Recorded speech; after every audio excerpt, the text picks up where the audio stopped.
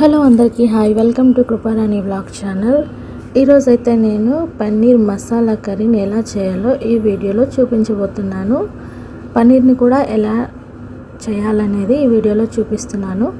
దానికంటే ముందుగా మనము ఒక పాత్రలో పాలను తీసుకోవాలి. ఇక్కడ నేను లీటర్ పాలను తీసుకున్నాను. అవి నీళ్లు వేయకుండా బాగా మరిగించాను. తర్వాత ఒక నిమ్మకాయను రసంను దాంట్లో వేస్తున్నాను. ఈ నిమ్మకాయ వేసిన తర్వాత పాలు అనేది అన్నీ పగిలిపోయి గడ్డలు గడ్డలుగా వస్తాయి కదా, అలా వచ్చేంత వరకు బాగా వీటిని పాలను మరిగించుకోవాలి. ఇలా మనం ఇంట్లోనే పన్నీర్ చేసుకొని వెళ్ళడం చాలా టేస్టీగా బాగుంటుంది. అప్పటికప్పుడు ఫ్రెష్గా చేసుకుంటే కూడా కూర అనేది చాలా టేస్ట్గా ఉంటుంది. అందుకని నేను ఇలా ట్రై చేశాను. చాలా బాగా వచ్చింది. మీరు కూడా తప్పకుండా ట్రై చేయండి.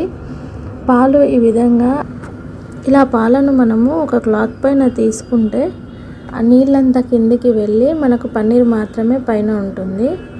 తర్వాత మనము ఏదైతే నిమ్మరసం పాలల్లో వేసుకున్నామో ఆ నిమ్మరసం పులుపు ఉండకూడదు అనుకుంటే ఇలా వాటర్తో మనము క్లీన్ చేసుకుంటే ఆ పులుపు అంతా వెళ్ళిపోతుంది. తర్వాత ఆ క్లాత్ని మనము గట్టిగా కట్టేసి దానిపైన బరువు పెట్టామంటే ఒక 2-3 అవర్స్కి అది సెట్ అయిపోతుంది. అలా సెట్ అయిన తర్వాత మనకు పన్నీర్ అనేది పర్ఫెక్ట్గా రెడీ అయిపోతుంది అన్నమాట. నేనైతే ఈ విధంగా బరువు అయితే పెట్టి ఉంచాను. ఒక 2-3 అవర్స్ తర్వాత చూస్తే ఇలా గడ్డ కట్టి ఇలా అయిపోయింది. ఇది పన్నీర్ తయారైపోయింది. దాన్ని మనము కావలసిన సైజులో ముక్కలుగా కట్ చేసుకోవాలి. మనకి ఎంత సైజు కావాలంటే అంత సైజు కట్ చేసుకోవచ్చు. ఇలా ముక్కలు కట్ చేసుకున్న తర్వాత ఒక బాండీలో ఆయిల్ వేసుకొని ఆయిల్ హీట్ ఎక్కిన తర్వాత మనము ముందుగా కట్ చేసుకున్న పన్నీర్ ముక్కలను ఆయిల్లో వేసుకొని లైట్గా బ్రౌన్ కలర్ వచ్చే వరకు ఫ్రై చేసుకోవాలి. ఇది మన ఇష్టం. ఫ్రై చేసుకుంటే చేసుకోవచ్చు, లేదంటే అలానే డైరెక్ట్గా కర్రీ కూడా వండేసుకోవచ్చు అన్నమాట. నేనైతే కొద్దిగా అయితే ఫ్రై చేస్తున్నాను. ఇలా ఫ్రై చేయడం వల్ల కొంచెం క్రిస్పీగా కూడా ఉంటుందన్నమాట, సాఫ్ట్గా ఉండకుండా. అందుకని నేను కొంచెం ఫ్రై చేస్తున్నాను. ఇలా కొంచెం బ్రౌన్ కలర్ వచ్చే వరకు మనము వేయించుకోవాలి. తర్వాత వీడియోలో చూపిస్తున్న విధంగా టమోటాలను 2 ముక్కలు చేసి ఒక ఆనియన్ని ముక్కలుగా కట్ చేసి అదే ఆయిల్లో ఫ్రై చేసుకోవాలి. ఇలా ఫ్రై చేసుకుని మనము దాన్ని పక్కకు తీసుకోవాలి. తర్వాత ఈ ఫ్రై చేసుకున్న ఆనియన్స్ టమాటోస్ని చల్లారిన తర్వాత ఒక మిక్సీ జార్లోకి తీసుకోవాలి. మిక్సీ జార్లో తీసుకున్న తర్వాత అది మనము మిక్సీ పట్టేసుకోవాలి. తర్వాత మనము అదే బాండీలో ఆయిల్ ఉంటుంది కదా, ఆయిల్ సరిపోతుంది. మిగిలిన ఆయిల్ ఇంకా హోల్ గరం మసాలాస్ అన్నీ దాంట్లో వేయాలన్నమాట. చెక్క, లవంగాలు, యాలకులు, ఇవి షాజీరా, ఇవన్నీ వేసుకోవాలి. వేసుకున్న తర్వాత మరొక చిన్న ఉల్లిపాయను కట్ చేసుకొని దాంట్లో వేసి వేయించుకోవాలి.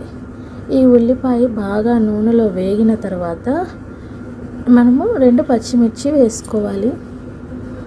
ఇది కూడా కొంచెం వేగిన తర్వాత కరివేపాకును వేసుకోవాలి. వేసుకున్న తర్వాత మనము ఏదైతే ఉల్లిగడ్డలు టమోటాలను మిక్సీ పట్టుకున్నామో దాన్ని పేస్ట్ లాగా చేసాం కదా మిక్సీలో వేసి, దాన్ని మనం పక్కన తీసి పెట్టుకోవాలి. తర్వాత ఈ ఆనియన్స్ ఎర్రగా అయిన తర్వాత కొంచెం అల్లం వెల్లుల్లి పేస్ట్ వేసుకోవాలి. అల్లం వెల్లుల్లి పేస్ట్ పచ్చివాసన పోయిన తర్వాత పసుపు కొంచెం వేసుకోవాలి. ఈ పసుపు కూడా కొద్దిగా ఆయిల్లో వేగిన తర్వాత మనం ఏదైతే మిక్సీ పట్టుకున్న పేస్ట్ ఉందో దాన్ని కూడా అందులో వేసేయాలన్నమాట. నేను ఇక్కడ 1 లీటర్ పాలు మాత్రమే తీసుకున్నాను కాబట్టి క్వాంటిటీ కొంచెమే వస్తుంది కర్రీ. అందుకని మీకు ఇక్కడ కర్రీ మసాలా చాలా తక్కువగా కనిపిస్తుంది. మీరు ఒకవేళ ఎక్కువ చేసుకోవాలనుకుంటే 2 లీటర్ల పాలైనా తీసుకొని చేసుకోవచ్చు.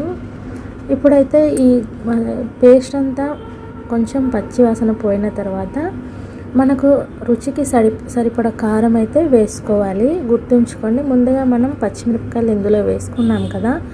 ఇప్పుడు ఈ కూరకు మనం ఎంత కారం అయితే తినగలమో అంత కారంను మనం వేసుకోవాలి. కారం అనేది పచ్చి వాసన పోయే వరకు బాగా వేయించుకోవాలి.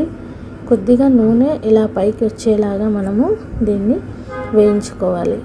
తర్వాత మనకు ఉప్పు రుచికి సరిపడా వేసుకోవాలి. ఇలా కొంచెం సేపు కలుపుకున్న తర్వాత ఇదంతా ఇలా దగ్గరకు అవుతుంది.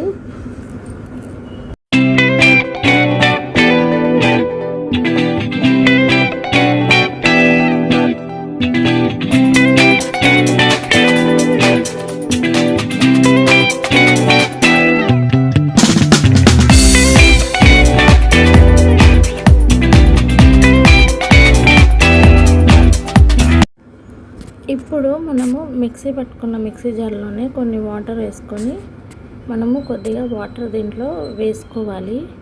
వాటర్ వేసుకున్న తర్వాత మళ్ళీ ఈ గ్రేవీ వాటర్లో కొంచెం బాగా ఉడకాలన్నమాట. మనకి ఎన్ని నీళ్ళు అవసరమో అన్ని నీళ్ళు వేసుకుంటే సరిపోతుంది. కొంచెం గ్రేవీగా రావాలి అంటే కొంచెం తక్కువ నీళ్ళు వేసుకుంటే సరిపోతుంది. ఇలా మనం వాటర్ వేసుకొని ఉడికించుకున్న తర్వాత ఏవైతే పన్నీర్ ముక్కలు మనం ప్రిపేర్ చేసుకున్నామో ముందుగా వాటిని దీంట్లో వేసేసుకోవాలి.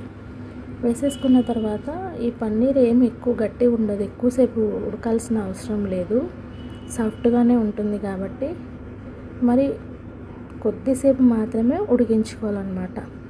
ఆ తర్వాత మనము దీంట్లో ధనియాల పొడిని వేసుకోవాలి, కొబ్బరి పొడిని వేసుకోవాలి, కొత్తిమీరని వేసుకోవాలి. అలా ఒక 2 నిమిషాల పాటు ఉడికించుకున్న తర్వాత మనకు ఎంతో టేస్టీ అయిన పన్నీర్ మసాలా కర్రీ అయితే రెడీ అయిపోతుంది. ఇది చపాతీలోకి కానీ రైస్లోకి కానీ ఉంటుంది. మేమైతే డైరెక్ట్గా అన్నంలో కూడా తినేస్తామన్నమాట. చాలా టేస్టీగా ఉంటుంది. వీక్లీ వన్స్ అయినా ఇలా చేసుకొని తినండి, చాలా బాగుంటుంది. మనకు మంచి ప్రోటీన్స్ కూడా అందుతుంది ఈ కర్రీ ద్వారా. మీరు ఎవరైనా నా ఛానల్ని ఫస్ట్ టైం చూస్తున్నట్లయితే ఇంకా సబ్స్క్రైబ్ చేసుకోకపోతే సబ్స్క్రైబ్ చేసుకోండి, లైక్ చేయండి, షేర్ చేయండి, కామెంట్ చేయండి. Thank you for watching.